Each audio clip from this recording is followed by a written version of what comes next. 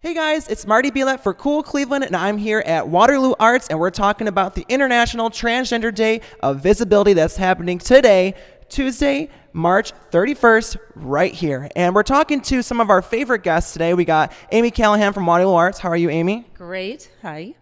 Well, that's great. And how are you, Jacob Nash? I'm wonderful, thank you. That's great. And how are you, Zoey Le Pen? I'm doing extremely well, thank you. Oh, that's great. So we're going to start it off by talking about your day specifically, Zoey, that's happening today, International Transgender Day of Visibility. Now, tell us a little bit about it.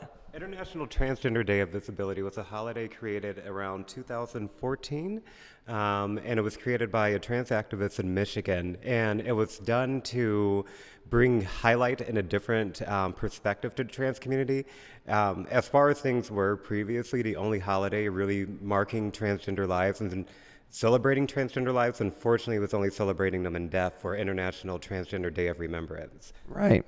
So So what's going to be happening at the event? what's going to be happening at the event, we're going to have a lot of speakers from the trans community and our allies, and are going to be speaking about solidarity and visibility and the importance of such things to keep a momentum and a conversation and action and change going in Cleveland. Cool. And where's it taking place? It's going to be at Fort Huntington Park on the corner of West 3rd and Lakeside, right across from the Justice Center. Awesome. And Jacob, you're talking to us today about the Transgender Day of Remembrance, correct? When is that? That's in November, so a while. Yes, the actual day is November 20th. We usually have it sometime around that date. So what the Day of Remembrance is to recognize those individuals who have been murdered and killed due to the fact of their gender identity or their gender expression.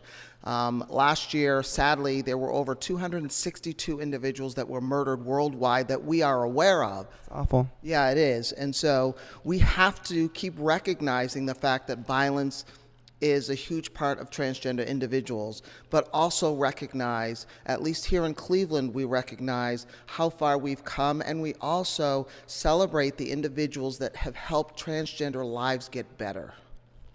Awesome. So we're talking about this big transgender theme, and Amy Callahan's bringing it home here with her new opening exhibit, I Am, coming this Friday, April 3rd at Waterloo Arts. It's part of the Walk All Over Waterloo. If you guys haven't been to that, it's all over the neighborhood. There's going to be art everywhere, and specifically this exhibit. So talk to us a little bit about what's happening this Friday. It's going to be huge. Yeah, it's going to be great. So this is part of a bigger project that Waterloo Arts is doing in order to try and help sort of add to that dialogue that's happening about gender identity and bring it to the community. So this exhibit has 15 transgender artists in it from all over the country, and we really wanted to create a festive atmosphere Right. for this. So we're having some light installations, and there's performance art, and there's music, and just really excellent artists and great work. But it's part of this bigger project that involves also sharing stories of trans individuals. So we have a Cleveland filmmaker, Mai Kim Dang, who is interviewing and filming those interviews of trans individuals in Northeast Ohio. Those are posted on our website, and anyone can go there, waterlooarts.org, and see those. Little shout out. And then also they can actually share their own story on the website. So there's a camera app there. You can do a little selfie story, and it will come to us, and we'll release it to the website. We were talking about a little bit this before the shot, but there's more than just the exhibit going on when it comes to trans artists. You're saying there's going to be some performance art, break down some of that. Also, the Ohio Burlesque is going to be having a transgender performer that night, so break it down. Yeah, so we have Christine Howie, who is going to be doing performance art throughout the night. She has a great play that was just at Cleveland at CPT and is now at the Playhouse Square. It's going to be at Playhouse Square, so she'll be here. We have somebody performing music. Christine Lewis will be performing music. And then there'll be some light installations, and then at the Beachland Ballroom, there's an after party that's going to be held by Ohio Burlesque that's going to start about 10:30 at night. Ooh, that sounds like so much fun. And Zoey, you're a part of this exhibit, correct? Can you tell us a little bit about what you're going to be doing here? Yeah, I am glad to be a part of this exhibit. I have some photography that will be displayed in the show. Most of my work expresses narratives around gender expression and gender identity and different dynamics of such.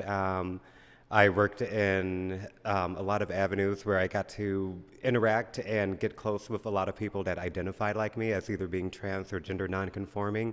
and just capturing their lives and sharing a little bit of their narrative, and giving their truth a little bit of light.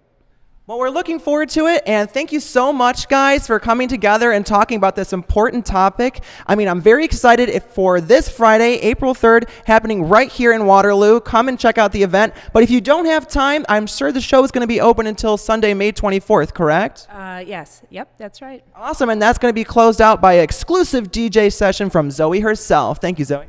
Yay! All right, well, thanks, guys. I'm Marty Bielat for CoolCleveland.com, and I'll see you online. Have a great one. Bye.